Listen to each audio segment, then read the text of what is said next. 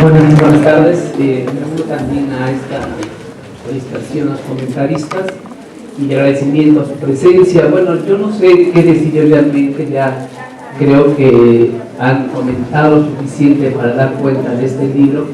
Sí me gustaría básicamente señalar, como dice el doctor Alberto, todo tiene una historia. Este texto efectivamente estaba pensado en un primer momento y sigue estando pensado hasta ahorita para estudiantes de esta licenciatura en pedagogía, y nacieron como unos apuntes en el cuaderno. Es decir, yo empecé a dar apoyo a la titulación, y en la carrera de pedagogía históricamente tenemos como 25 años dando apoyo a los egresados para que se titulen. En ese sentido, entonces, yo era jefe de la carrera de pedagogía hace como 10 años, y en un cuaderno allí empezaba a hacer notas para mis clases, igual que los profesores que aquí tengo presentes, yo creo que también lo hacen. Entonces, eran hojas sueltas respecto a esto que se venía trabajando, y nace básicamente, igual que otro libro que ya el maestro Gerardo López señalaba por ahí, de Derechos Humanos y Educación, con una gran pregunta.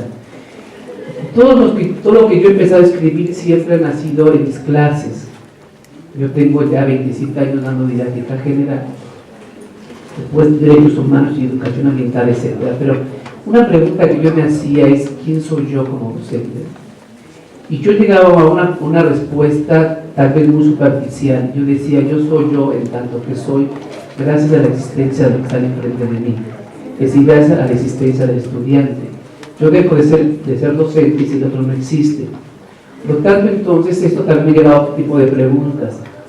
¿Es el otro el que me dice cómo me coloco frente a él, o soy yo el que debo de colocarme frente de él?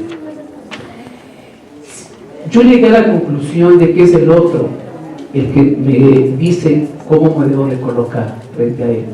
Es decir, no me puedo colocar de igual manera si enfrente tengo a un niño con una discapacidad intelectual, que pararme frente a un violador, porque yo trabajé en la Procuraduría en el estado de Morelos,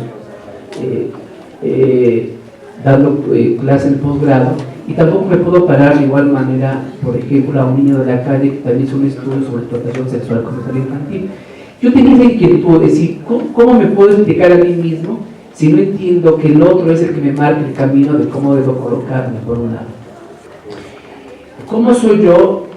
Tendría que escuchar la voz del otro, y básicamente en los estudiantes. Y en ese sentido la pregunta es, realmente, que la palabra del otro es, decía Heidegger, pues es la mitad del ser, pero la palabra del otro frente a mí era el espejo con el cual yo me podía ver y entender si mi práctica como docente realmente era significativa o no. Obviamente también había otras preguntas de cómo este colocamiento frente al otro, hay un vacío, hay una distancia, ¿sí? Hay mediaciones, ¿sí?, que se dan. En este caso, si nos ponemos el ejemplo aquí, ustedes y yo, hay una distancia que nos está mediando, que pareciera ser que es un vacío, sin embargo ahí están presentes las mediaciones.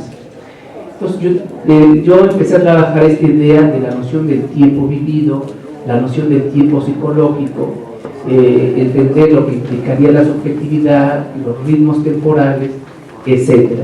Pero me llevaba a una categoría mucho más amplia, que era básicamente lo que era la subjetividad.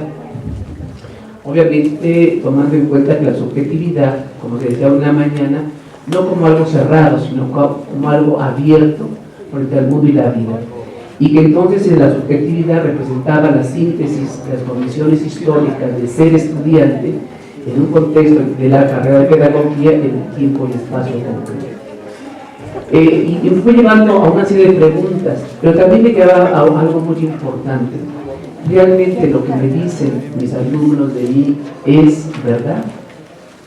Y eso me llevaba a investigar prácticamente qué es esto del método biográfico. Y ahí encontré con algunos autores que no podemos nosotros tener la certeza de lo que me dice el otro realmente sea verdadero. Tengo que partir del supuesto de lo que me está diciendo, más que una verdad, una mentira, es algo que está cargado de sentido y significación. Y que en ese sentido, en una perspectiva mucho más psicoanalítica, pues la palabra del otro es el espejo para que yo me vea, pero básicamente porque el maestro trata de verse en el otro, y ese es uno de los grandes problemas, porque ahí tendríamos entonces que recuperar la historia misma del otro. Entonces surgieron varias preguntas, varias inquietudes, varios borradores, y bueno, platicando con el doctor Alberto Rodríguez, bajo estas expectativas, bajo estas inquietudes, pues él andaba también ya trabajando en su doctorado esta perspectiva. Entonces lo que decidimos fue, bueno, vamos a unir lo que tenemos y saquemos un apunte para los estudiantes de la licenciatura que inician en este campo, y lo pensamos en ese sentido, ¿no? Efectivamente me han invitado a otros coloquios, seminarios de investigadores a nivel nacional, y bueno, donde se está retomando actualmente todo este método biográfico como una estrategia metodológica. De hecho, me invitaron a hacer una entrevista colectiva biográfica del grupo de la gente de Visur. Entonces, que van a sacar dormido, por cierto. Y estuvo en la mañana en el encuentro, pues ahí conoció físicamente a Naturaliza de Alba, a Alberto Orozco, Talmuro, etc. Y bueno, entonces ahí también hoy se me pide hacer la introducción del texto, de las biografías académicas, los investigadores. Entonces eso es muy gratificante, pero es un gran reto, porque esto que estaba pensado para estudiantes pues está tomando unas dimensiones mucho más complejas. Pensamos el doctor Alberto y yo darle una profundización elevada de nivel, digamos, porque también por ahí hubo un reclamo a nivel de la maestría, porque no se dirigía un poco un texto hacia allá, y por ahí también unos textos que aquí Ulises me ha proporcionado y otros que he encontrado en la UPN me han llevado a repensar algunas cosas que están ahí. Entonces es un texto que sí va a requerir una reescritura, pero algo que lo quiero manejar en sentido, algo que decía Ulises, es que para mí como autor implica un proceso formativo. Es decir, no es un texto que aquí se presenta como un resultado ya terminado, sino está implicando una necesidad de formación. Y entonces cuando tenemos la necesidad de formación implicaría que es la voluntad por conocer. Y esto en términos epistemológicos mucho tiene que ver con la perspectiva de Seligman, en el sentido de que tienes o no la voluntad de conocer. Y eso implica una posicionalidad, implica obviamente el colocarte frente a esto que tú quieres construir, pero además defenderlo a pesar de él y en contra de él. Entonces, en ese sentido, tienes esta historia, este texto dirigido a los estudiantes de pedagogía, porque quiero señalar que lo que yo siempre he escrito siempre ha sido texto introductorio por el cual inicio mis clases con mis estudiantes de la carrera de pedagogía.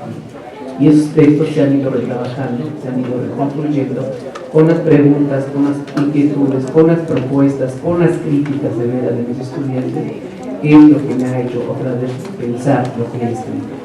Y en ese sentido, bueno, creo que uno es intelectual, intenta ser intelectual gracias a la pregunta del estudiante, gracias a el habla del estudiante, al decir del estudiante. Bueno, en ese sentido, su palabra es formación para nosotros. En este contexto termino mi participación y les daremos entonces la oportunidad de que ahora nos hablen ustedes. Muchas gracias.